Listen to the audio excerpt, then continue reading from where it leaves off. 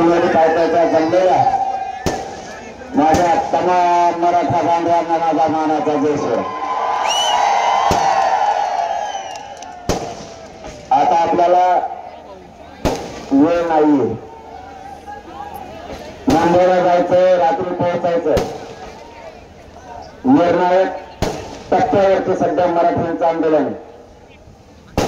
तुमच्याकडे बंद कर ना, सुरू कडे गोंधळ करू ना. आपल्याला कुठल्या परिस्थितीत आपण ही 70-80% लढाई जिंकली, थोडी राहिली.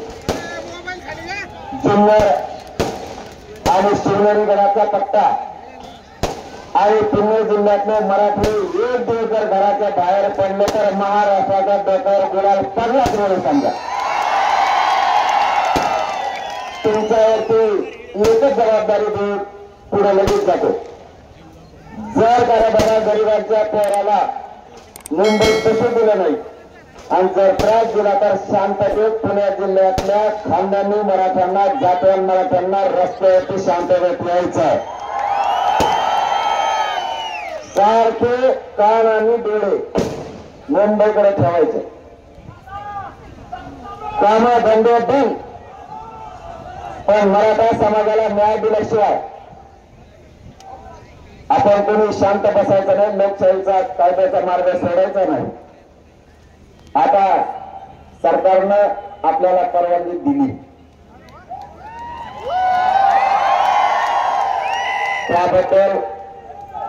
त्याबद्दल आपण न्यायालयाचं आणि सरकारचं मनापासून समाजाच्या वतीनं कौतुक केलं.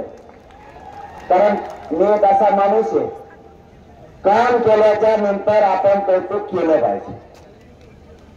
राजकारण करायचं म्हणून नाही करायचं, आपल्याला पाहिजे आरक्षण. केलेलं केलंच म्हणायचं.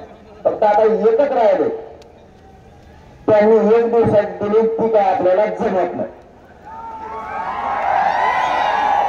या शिवनेरी गडाच्या पायथ्यावरून सन्माननीय मुख्यमंत्री देवेंद्र फडणवीस साहेबांना विनंती आहे, आम्ही कायद्याचं आणि कायद्याच्या नियमाच्या अधीन राहून आंदोलन करू, पण परवानगी मात्र अंमलबजावणी होत नाही तोपर्यंत आंदोलन सुरू राहणार आहे. तोपर्यंतची परवानगी पाहिजे. सन्मानानं या गरिबांच्या लेकराला न्याय द्यायचं काम करा, ही समाज तुमचा कौतुक करी. आणि दुसरी गोष्ट माझी मराठा समाजाला अत्यंत महत्वाची या पवित्र शिवनेरी गडाच्या पायथ्यावर सांगायची, ती तुमच्यासाठी लय महत्वाची आहे. आणि ती जे आंदोलनात सहभागी झाले त्यांच्यासाठी आणि जे गरीब या मराठ्यांसाठी, म्हणून हे मात्र शांततेने ऐका. मराठ्याच्या आंदोलकानं संयम आणि शांतता ठेवायची. एक गोष्ट लक्षात ठेवा, आपल्याला जर 5,000ची परवानगी दिली, सगळ्यांनीच तिथे जाऊन काय करायची गरज नाही. तिथे जो कोणतं ग्राउंड देते ते कर, बाकीच्या बसायचं, कच्चून खायचं आणि झोपायचं. त्रास दिला तर ती बनवता आमच्या बशी यायचं, किती सोपं आहे. पण आडमुठे वागायचं नाही. कायद्याचं पालन करायचंय, न्यायदेवतेचं पालन करायचंय.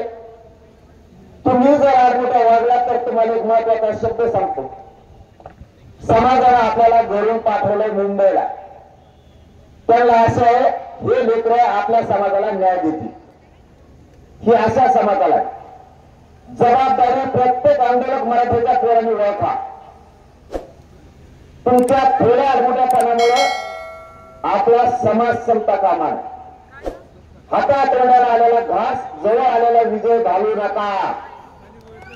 तुम्हाला हात जोडून विनंती माझी, म्हणले ना 5,000 आजांबाजांना बसा, 4,000 बसू काय त्याला, आणि बाकीचे दुसऱ्या ग्राउंडवर बसू. ते 5,000 गेले तर दुसऱ्या 5,000 मिळायचं सुरू.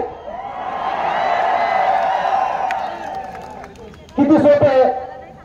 पण सगळे जर म्हणले नाही नाही मला आझाद मैदान नाही, काय करतो आझाद मैदान नाही, भावना समजून घ्या आणि संयम समजून घ्या. या संयमामुळे 70 वर्षात न मिळणार आरक्षण 3 करोड मराठ्यांना आरक्षण दिलं आपण आतापर्यंत. तुमच्याकडून मला काही अपेक्षा नाही. तुम्ही फक्त शांत आणि संयम ठेवा. पोलीस जर म्हणले फक्त 5,000चा बाकीची बसा लगेच बसायचं मांडी घालून. तुम्हाला काय करायचं मी हलवा का मग तुम्ही शंका द्या. तुम्हीच गेले आणि तिकडे समुद्रातून तुम्ही गावाकडे गेले मग नाही ठेवा. आपले कोणी ना कोणी मांडी घालून बसले ना इतकं चातुर्य बुद्धी ठेवायची. आता आठ मोठा भांडा बघ आपल्याला कोणी उचकित आपण मग राहिले जाऊन यायचे तेव्हा गाडी. मग काय आता ही ग्रामीण भाषा ही लगेच म्हणजे घोडे लावली. आता काय करावं आता भाषा आहे थोड्या काढायचा तुला काय करावं. आता मी काय ये शिक्षण मध्ये नाही मला काय गेस्ट हाऊसचा जन्म नाही म्हणून मला शुद्ध येणं चांगलं भाषा. मी खेड्यापाड्यातलं कष्ट करणाऱ्या शेतकरी असं मराठ्यांची आवडत फायदा समाज. मी आपल्या इमानदारीला करतो इमानदारीला बोलतो आणि त्यांचं दुःख पोट ते म्हणजे ते मॅनेज करून राहिना नाही पाहिजे मला पदन पैसे तो काय म्हणणार ते. म्हणून मराठीचे लोक समजून घ्या. हे संदेश आंदोलनात सहभागी झालेल्या प्रत्येक मराठीच्या पोरासाठी आहे आणि घरी असणाऱ्या मराठ्यांसाठी.